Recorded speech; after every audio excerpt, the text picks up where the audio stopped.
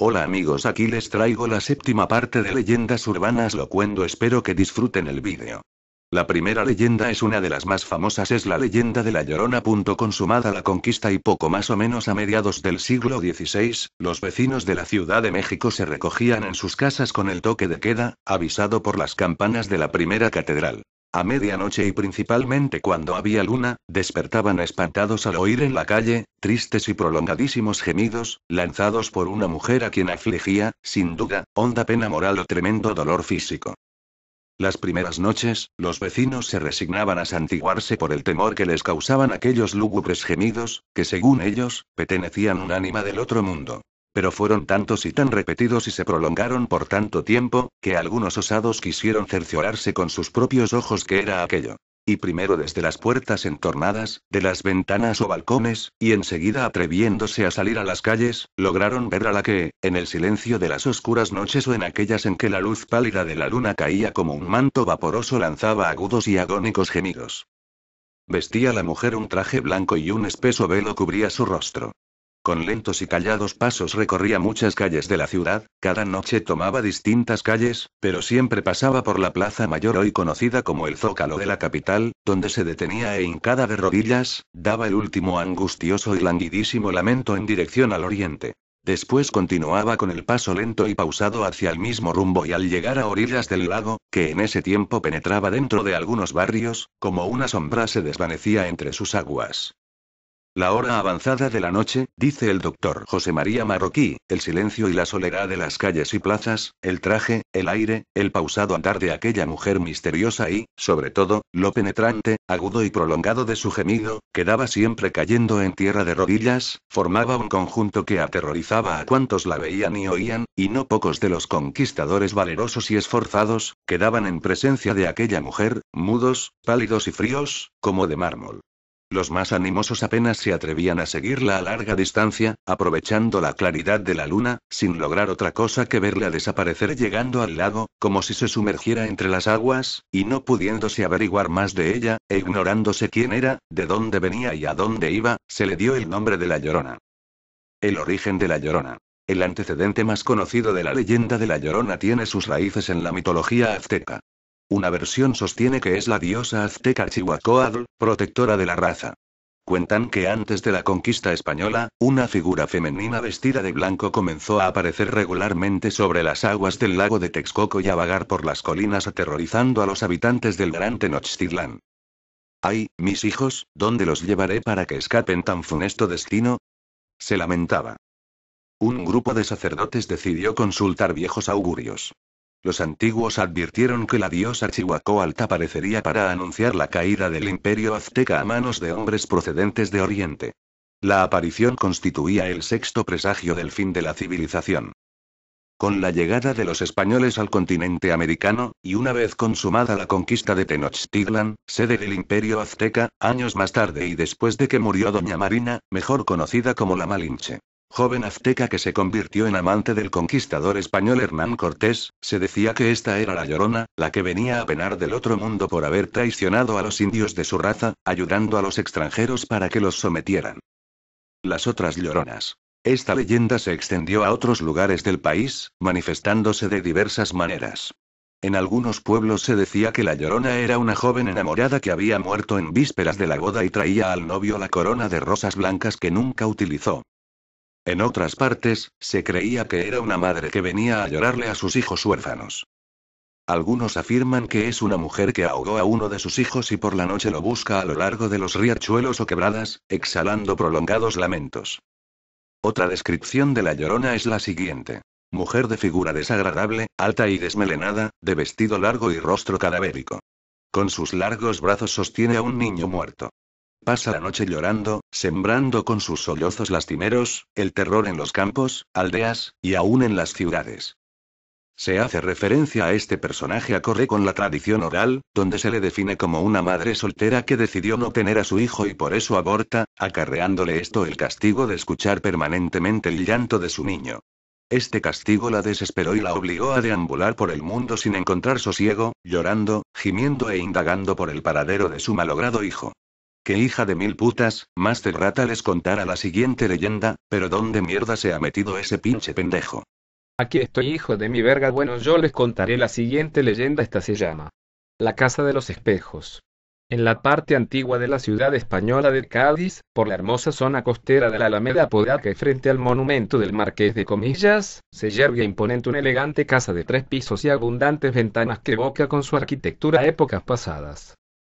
Cuenta la leyenda que en aquella casa vivía un importante almirante junto a su esposa y su hija.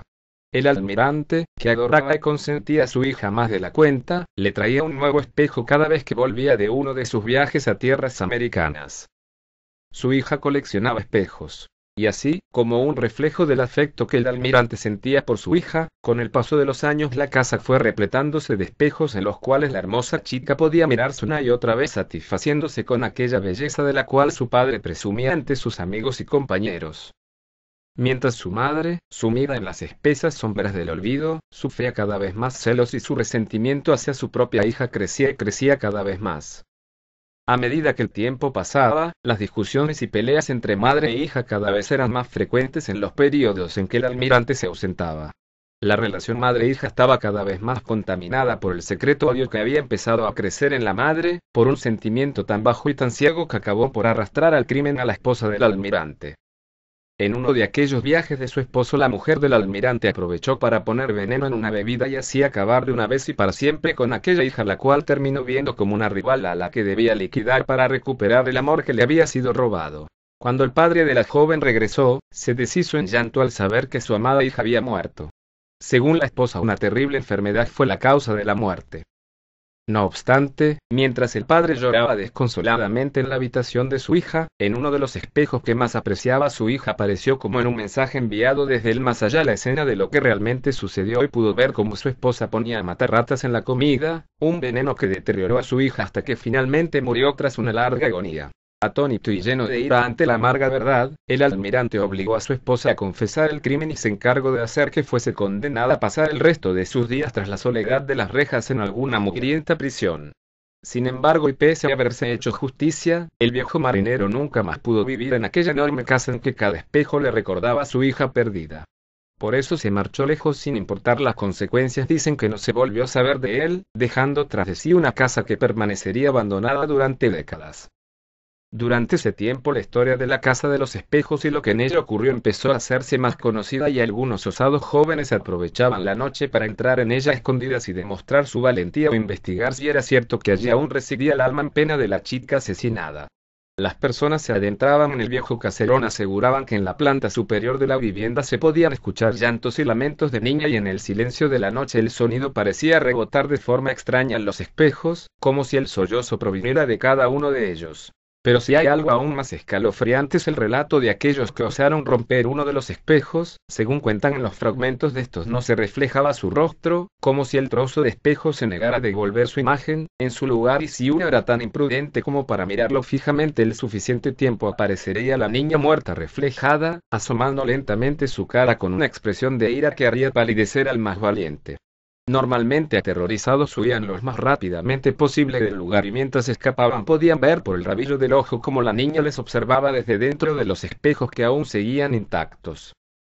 Actualmente la casa ha sido restaurada, sus paredes se han pintado de verde y en su entrada se ha colgado un cartel que dice: Alameda Apodaca CL, venta de viviendas de lujo.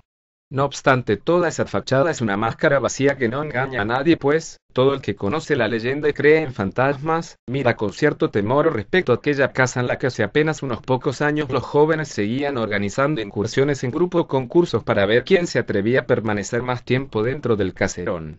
Bueno, yo les contaré la siguiente leyenda. Esta se llama Perros de la calle. Sara y Antonio disfrutaban de su luna de miel en México, se habían casado apresuradamente porque ella se quedó embarazada, pero no por ello se querían menos que el resto de recién casados. Llevaban años hablando de la boda y el próximo nacimiento no hizo más que acelerar un enlace que ellos deseaban desde hacía tiempo. Su viaje estaba resultando de lo más placentero, México les cautivaba, ambos caminaban durante horas por las playas de Cancún hasta que el sol caía, no habían visto un paraíso igual. Una tarde mientras caminaban por la playa decidieron alejarse un poco de la zona turística. A unos cientos de metros encontraron lo que parecía un vertedero. Una zona sucia con un olor nauseabundo y un riachuelo cubierto casi totalmente por espuma. Entre la basura vieron un pequeño cuerpo moverse, un perrito chihuahua que parecía muy enfermo, tenía los ojos rojos, probablemente por alguna infección, estaba muy delgado y apenas podía moverse. La pareja que era amante de los animales no pudo quedarse indiferente, recogieron al animal y lo llevaron al hotel. No les quedaba mucho tiempo de vacaciones y sabían que las normas del hotel eran muy estrictas con respecto a los animales, así que no pudieron llamar a un veterinario. Sin embargo, el amor y atenciones que dedicaron al perrito parecía tener sus frutos, lo alimentaron, limpiaron y al día siguiente parecía haber mejorado mucho, pues ya podía caminar y abrir los ojitos. Enamorados del dulce animal decidieron que no podían abandonarlo de nuevo a su suerte, mientras hacían la maleta para regresar a España hablaban de lo bien que se llevaría con su gato Baltasar. Metieron al perrito en un bolso y se dirigieron al aeropuerto.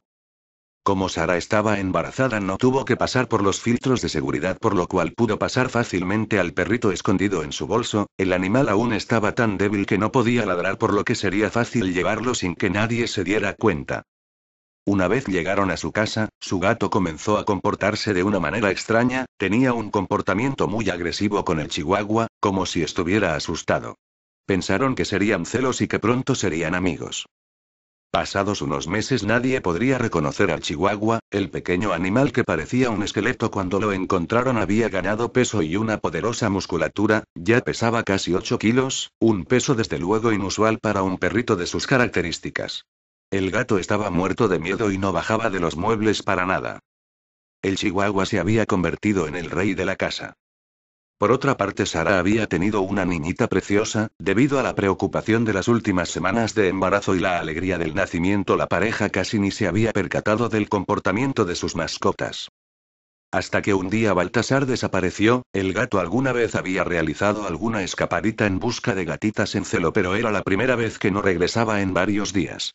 Antonio puso varios carteles por el barrio con la foto del gato, pero no dieron sus frutos, el gato se había ido. Pasado un tiempo todo parecía haber vuelto a la normalidad, su bebé con 2 meses estaba cada día más guapa. Su perrito ya pesaba 10 kilos y tenían un cuerpo rechoncho pero muy fuerte, era una verdadera máquina de comer que nunca parecía saciarse. Una tarde la comida del perro se acabó, por lo que Antonio tuvo que salir a comprar más mientras Sara cuidaba de su hija. La madre, aprovechando que el bebé se acaba de dormir, se metió a la ducha. Mientras se enjabonaba escuchó el corto llanto de su hija, pero a los pocos segundos se cayó de nuevo.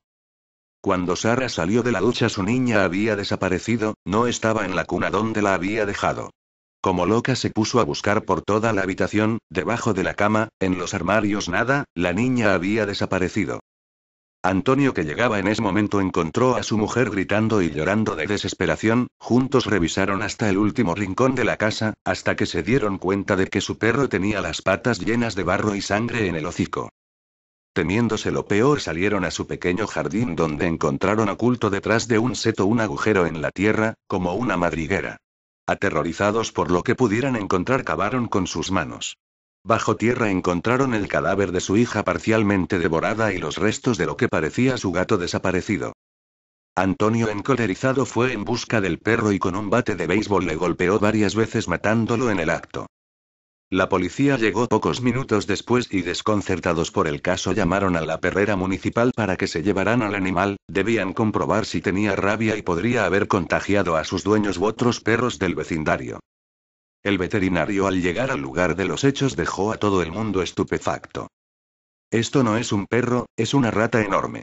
Al parecer la rata había crecido junto a un riachuelo contaminado, por lo que había perdido el pelo. Su increíble tamaño también podría deberse a una mutación, motivo por el cual había crecido con un cuerpo deformado que se podría asemejar al de un perro.